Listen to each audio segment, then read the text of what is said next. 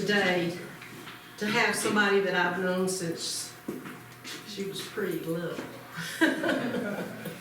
And she's Tracy's sister, and those of us who have lived here in Lakey have known her and her family. Her mom and dad were good friends of mine. Fred's family, well, one of his brothers and I share a birthday. We've all been close all of these years. Jolene Navarro is a 7th generation Texan and Publisher Weekly best-selling author. She draws inspiration from her roots in Boerne and Lakey, Texas. Her life is woven with faith, family, laughter, and the beautiful chaos of everyday moments. Despite discovering dysgraphia in college, Jolene's passion for storytelling led her to pursue writing at 40, resulting in the publication of her first book, Lone Star Holiday, with Harlequin's love-inspired line in 2013. Her stories embrace themes of forgiveness, redemption, and God's perfect love, resonating with readers across more than 25 published books. Her new book, The Rancher's Christmas Gift, is the second book in the series, The Cowboys of Rio Bella. The first book in that series is The Texan's Unexpected Home. Jolene is the daughter of Roger and Cindy Ginther. Our board member Tracy Shackelford is her sister, and board member Jackson Ward is her nephew. She is married to Fred Navarro, who is from Lakey as well. So now, please welcome her back to Lakey, and especially to the museum, Jolene Navarro. I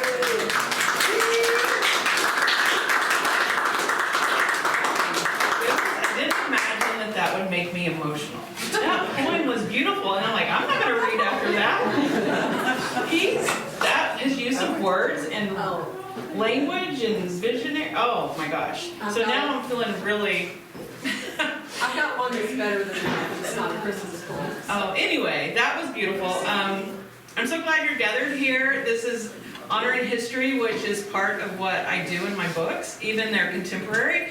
But when I write, it's not just, well, first of all, the characters become real to me. And they are mixed of people that have walked in and out of my life. And I don't know why I'm so emotional right now. I am too, just so you know. Yeah, I wasn't. And I don't know, maybe it was the mention of, anyway. Parents, yeah. Jesus. Be with me and calm me down. Okay, so 2013, like she had said, I didn't know I was dyslexic through high school, so I would get all the answers right, but back then you had to spell everything right. So I would make a 48 because my correct answers weren't spelled right, so they were wrong.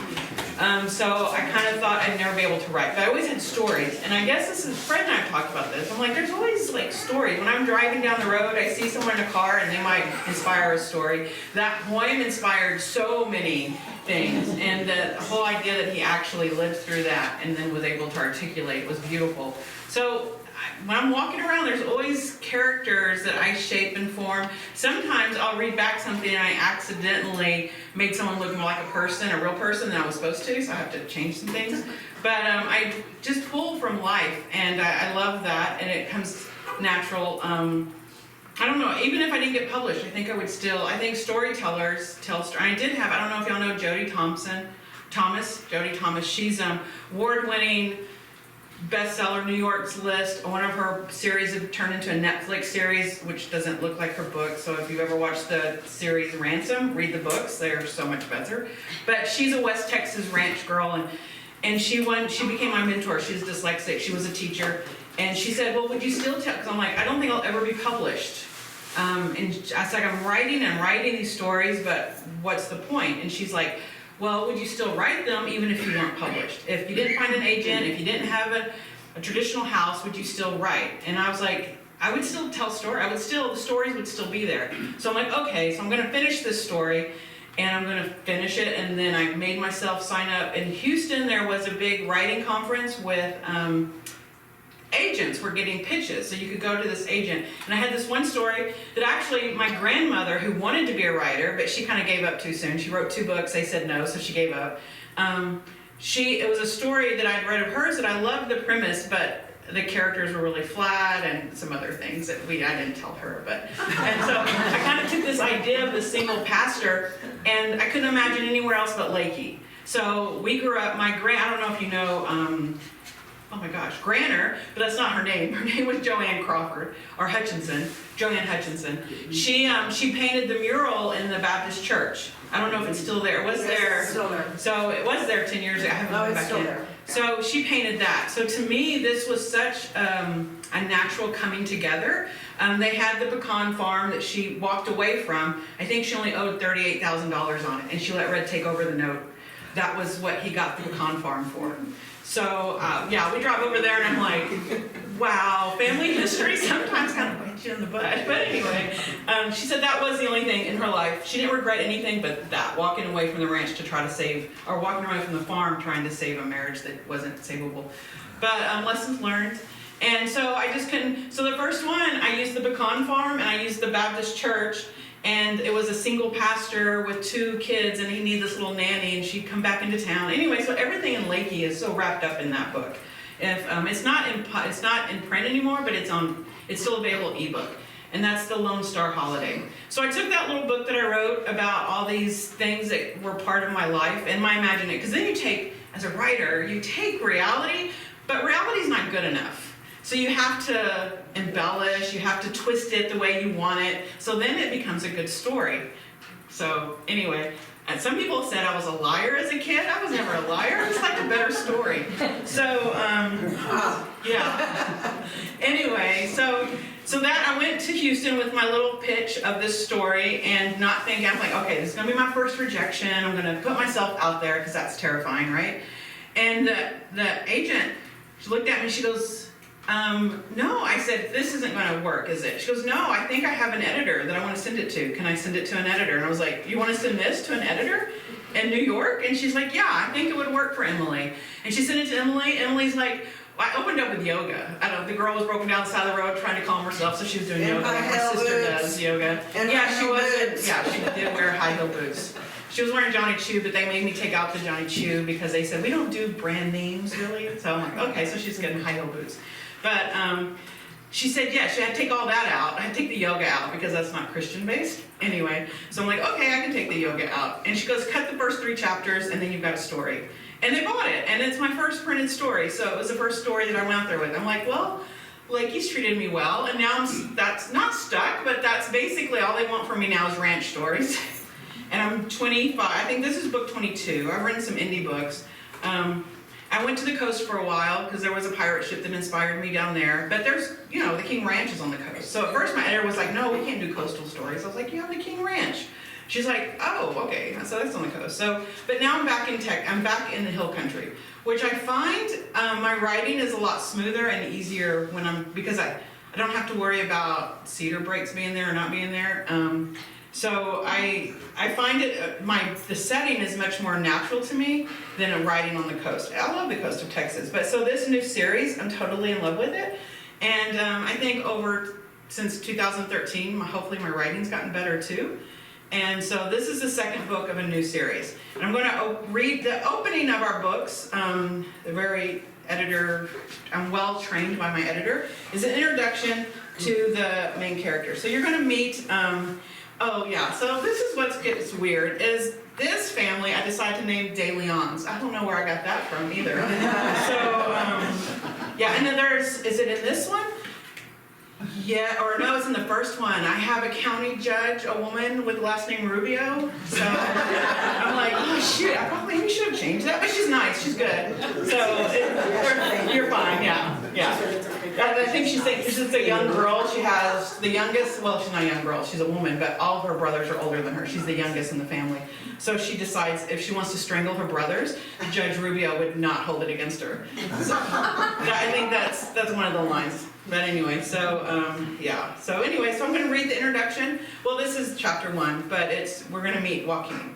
Joaquin de Leon. I'm going to take a breath for a minute because I am. You read so well. I should have made you read my book. Okay, so Jolene, yes. would you like to follow along? No, I'm fine. I'm good. I'm just I'm emotional and I don't know why. Anyway, okay. So Joaquin de Leon leaned back in the chair, balancing on the back 2 legs. He really should get a rocker, but that made him feel even older than his 45 years. The sky was clear tonight, and there wasn't a moon to give any light. But the stars were endless, like crushed diamonds scattered over a wet swath of dark purple velvet. He strummed a few chords on his guitar, then winced when he hit the wrong note. That was good timing. Shadow and Luna, the two Akias hanging out on the porch with him, didn't judge. Training service companion dogs for wounded veterans had given him the purpose that had eluded him. Shadow, his companion dog, had changed his life. His panic attacks were gone. He was now giving that gift to other veterans. Training the rescue dogs fit perfectly into his life. Luna was his 10th dog, but she wasn't responding the way he had expected. He was letting the poor dog down. It wasn't her fault. She was smart, but he'd have to call Valerie at Paws for Soldiers to let her know it didn't seem to be working out. Joaquin hated failure of any kind. He glanced at the gold and white Akia. What would happen to her if it didn't work out? She had already been dismissed from the military. He could give 1 more month before returning her to Valerie. But if they couldn't match her with a veteran, what would happen to her? Maybe he'd keep her as a pet. But if he joined the ranchers in the mountains of Montemoros, Mexico, that wouldn't be feasible either. With a heavy sigh, he tried a new chord. It was flat. He should go to bed, but then he tossed and turned underneath, unable to sleep. With a sigh, he started the song over. After serving in the Army for 22 years, he should be happy to be home, secluded on the ranch, working with a specialized herd of cattle and horses. The life he had built here should be enough. He'd even restored the pasture lands to native grasses. His family was down the hill if they needed him, but he was restless. Things were changing whether he liked it or not. He had been working with the ranchers in Mexico to build his herd of Longhorns and Mustangs. Now they were suggesting a more permanent role in Mexico. His baby sister was about to get married. He shifted in his chair. He was good with that. He really was. He glanced at the dogs. I had my doubts, but Kingston, she's good for my baby sister and her son. Happy endings didn't happen in their family. He prayed his sister would prove that theory wrong. She had to. But watching them together brought up so many memories. The past couldn't be changed, so when I think about it, it was a future now that was even difficult to imagine. Juniper was bright tonight. God, is there something I'm missing? He opened his heart and listened. There was a verse about being anxious, about not being anxious, but being grateful. Maybe in Philippians? Philippians, thank you. That was all at once. He should get his Bible, find the verse, and pin it all over his cabin. Both dogs lifted their heads, then looked at him, waiting for his reaction. He held his hand flat over the strings and listened. What is it?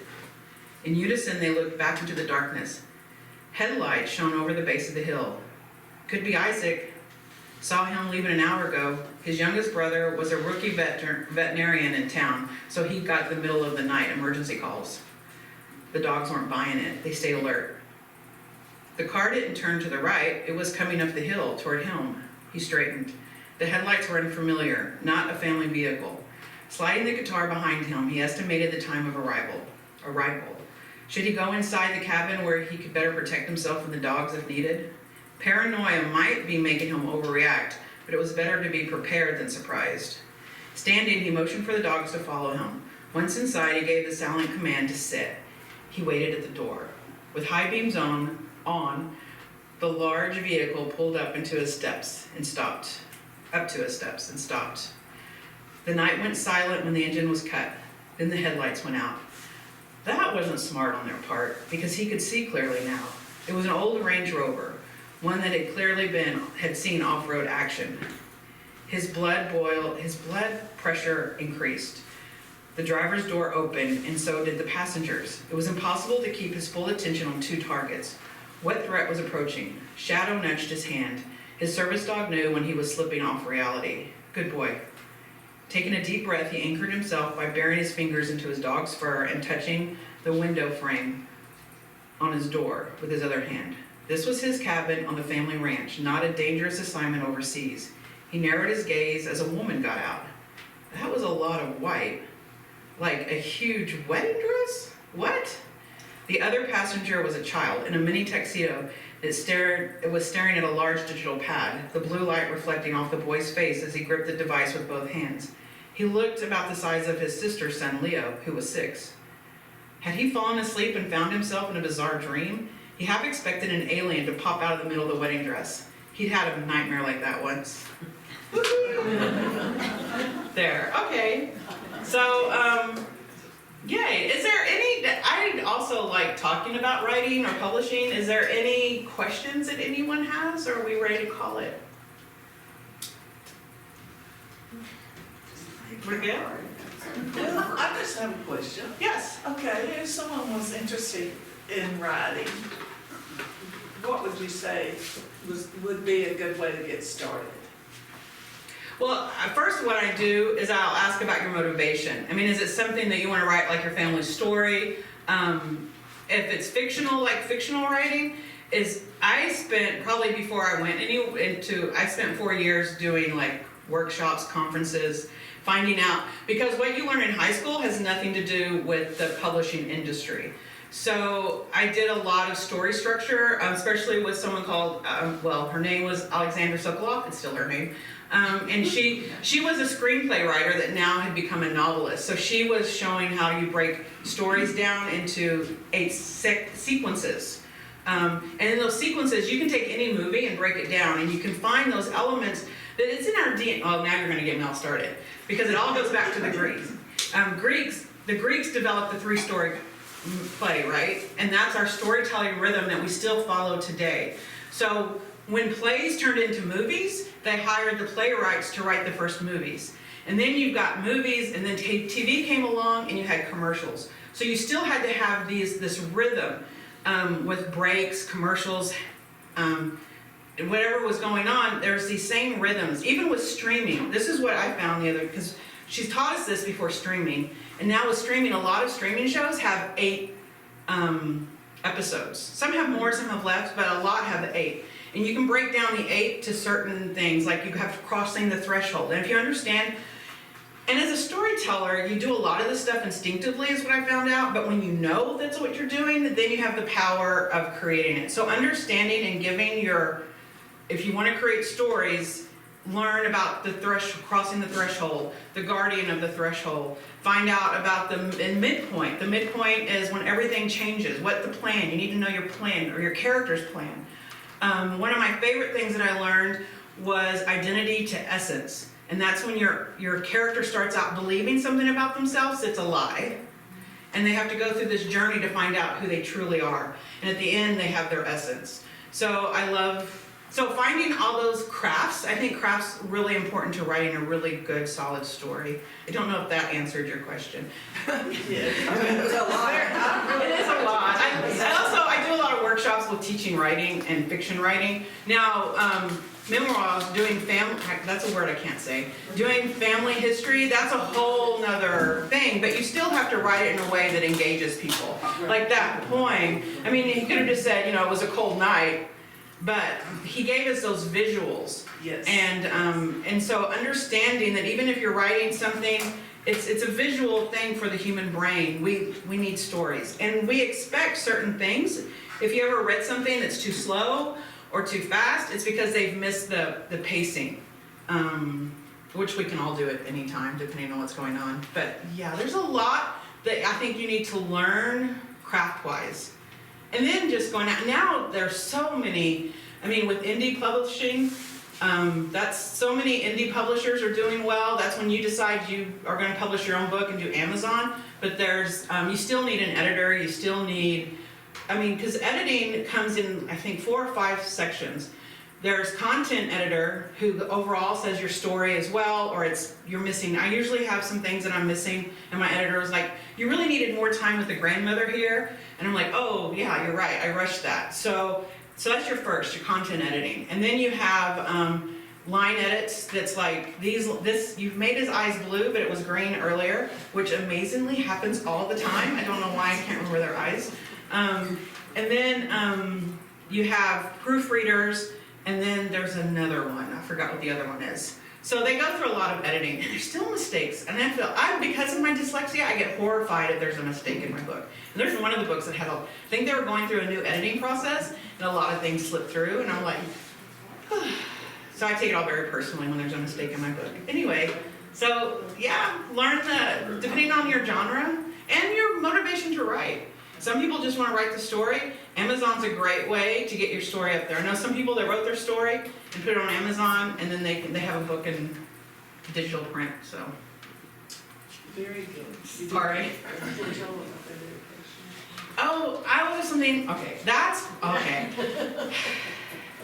Or not. No, I am. This book. I started this book. It's about a year process from the time I write a book, and I'm already losing it, I can tell.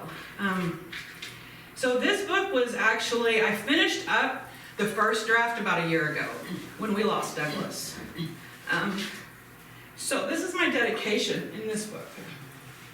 And Linda, especially after losing my mom, is kind of like, I don't know, my earth mom or something, I don't know. So Linda's always been someone that I don't know, just knowing that she's there, whether we talk or not, she's kind of with me. So this was the dedication to this book. This is dedicated to the memory of a cowboy who left us too soon, Douglas Bryce, a true Texas cowboy with a heart of gold. And to his mother, Linda Kirkpatrick, thank you for diligently preserving Texas Hill Country history in words and deeds. So thank you. Thank you for all the work you do with the museum and just for being you. Yeah. So.